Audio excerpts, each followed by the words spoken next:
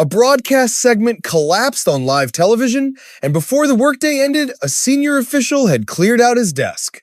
What was designed as a public relations triumph became a case study in institutional dysfunction playing out in real time. The 5th of January 2026 began as an opportunity. For Kash Patel, the FBI director who had weathered relentless scrutiny and earned an unflattering moniker from critics, this morning represented a chance at redemption. The United States had executed an extraordinary operation in Venezuela, extracting President Nicolas Maduro in a coordinated strike involving elite military units and intelligence assets. The mission succeeded. Now came the harder part, controlling how the story would be told. A friendly morning show on a conservative network seemed like the perfect venue. The audience was sympathetic, the hosts were inclined towards softball questions. All Patel needed to do was appear competent, claim appropriate credit for his agency, and reinforce the narrative of decisive leadership under the current administration. Instead, the appearance disintegrated before he could finish speaking. The interview started without incident. Standard introductions, conventional framing, Patel positioned under studio lights that seemed adequate. Then something shifted. The illumination on his face began to fluctuate, brightening and dimming in irregular patterns, as though someone backstage was experimenting with settings in the middle of a live broadcast. And then came the voice. It wasn't anyone on camera. It cut through the audio feed with startling clarity, a woman speaking with the unmistakable frustration of someone whose instructions have been ignored repeatedly. The words were directed at production staff, not the viewing audience, yet millions heard them anyway. Fox News later attributed the intrusion to a technical mishap involving a union operator whose phone was inadvertently transmitting on speaker mode, picked up by Patel's microphone. Whether that explanation accounts for the full scope of what went wrong remains unclear. What cannot be disputed is that the lighting continued to malfunction throughout the segment, bright, then dark, then bright again, creating a visual distraction that undermined every word Patel spoke. He attempted to maintain his composure, pressing forward with talking points about the Venezuela operation, emphasizing presidential leadership and agency coordination. But the background noise persisted, faint radio chatter threading through his responses, a constant reminder that something was fundamentally wrong with the production. The moment spread across social media within minutes. Observers dissected the segment with merciless efficiency, noting not just the technical failures, but the larger implications.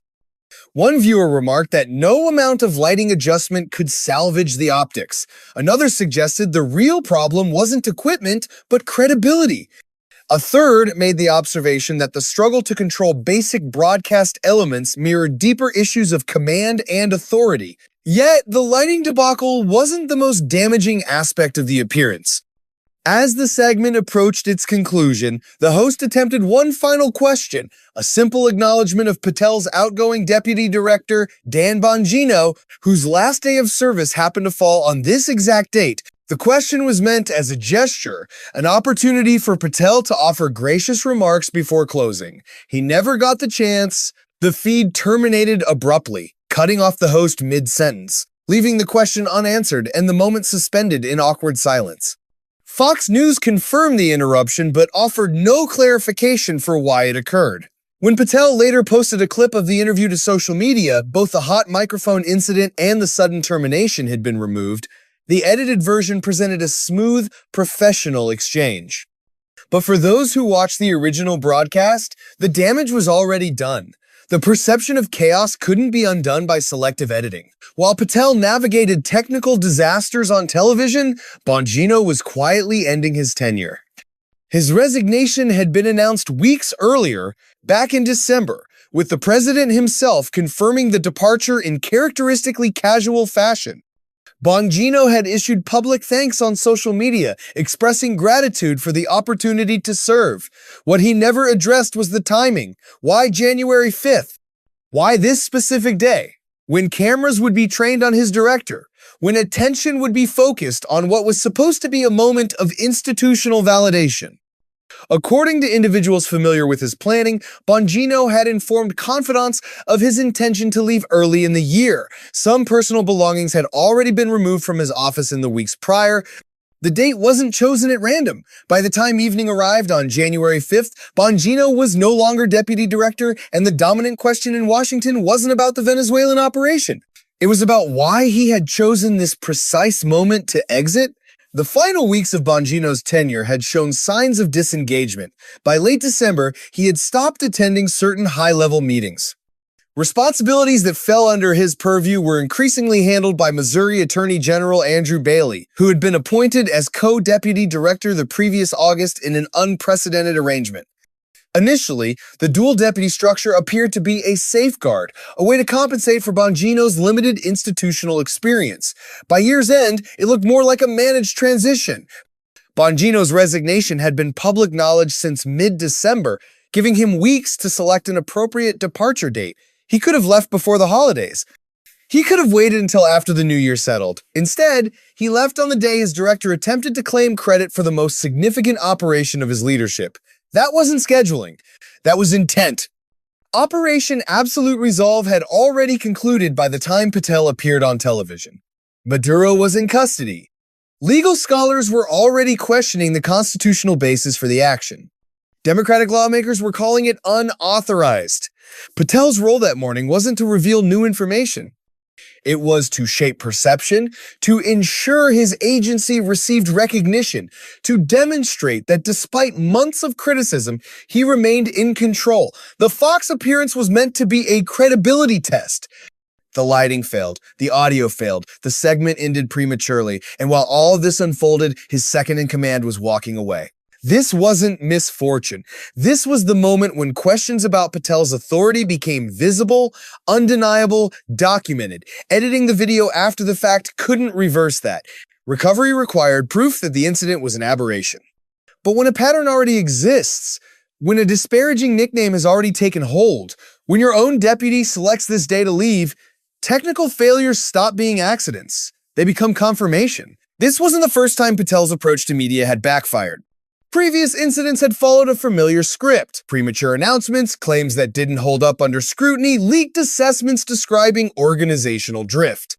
Each time, the focus seemed more oriented toward public image than operational substance. The pattern had been identified. The mocking nickname had already stuck.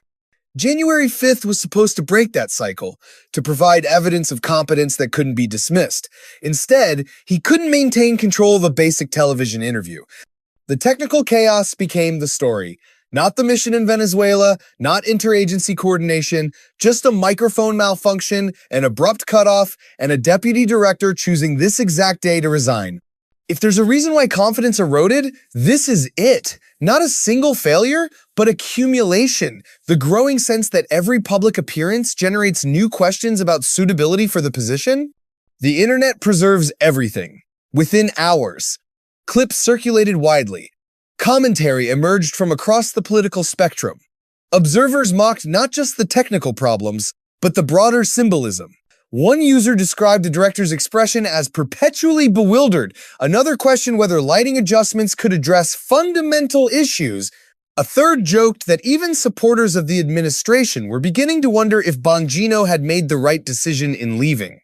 The tone was relentless, the kind of sustained mockery that crystallizes around figures perceived as incompetent. But criticism didn't come solely from political opponents. Some voices aligned with the administration expressed frustration. One remarked that the appearance was embarrassing for someone leading a premier law enforcement agency. Another suggested that perhaps Bongino's exit reflected sound judgment. Patel's effort to control the narrative had failed. Instead of discussion centered on the Venezuelan operation, the conversation focused on production failures, the overheard voice, the abrupt termination, and the deputy who chose this day to leave. As of January 5th, Andrew Bailey stands as the sole remaining deputy director. Bailey wasn't part of the original plan. The position had never been divided before August, but cracks in Bongino's tenure had become apparent, prompting Bailey's appointment from his role as Missouri's Attorney General. According to sources, Bailey had already begun assuming responsibilities previously assigned to Bongino in recent weeks. The shift was underway before January 5th made it official. There's internal speculation about Bailey's future. Some within the White House and FBI wonder whether he's simply maintaining continuity or being positioned for a larger role. The Vacancies Act could theoretically allow him to assume acting authority if necessary. Others point to reports suggesting dissatisfaction with current arrangements. None of this has been confirmed. It remains conjecture. What isn't conjecture is what happened on January 5th. Kash Patel lost his deputy director on the same day he tried to celebrate his most significant operational achievement, on the same day his media appearance devolved into a viral spectacle for all the wrong reasons. Bongino's departure wasn't just about one individual leaving a position. It raised questions about what happens when the person expected to provide support decides it's time to go. When that departure coincides with everything else falling apart, observers begin asking whether the problem runs deeper than bad luck. The morning began with a planned media appearance meant to highlight a military success. By mid-morning, the interview had collapsed into documented chaos. By late afternoon, Dan Bongino was no longer serving as deputy director. What transpired in those hours reveals something about the intersection of authority and incompetence under public scrutiny. The Venezuelan operation will be examined for years. Constitutional questions will continue to be debated. International ramifications are still developing. But for Kash Patel, January 5th will be remembered differently. The day a broadcast fell apart and the day his deputy walked away. The question now is what comes next.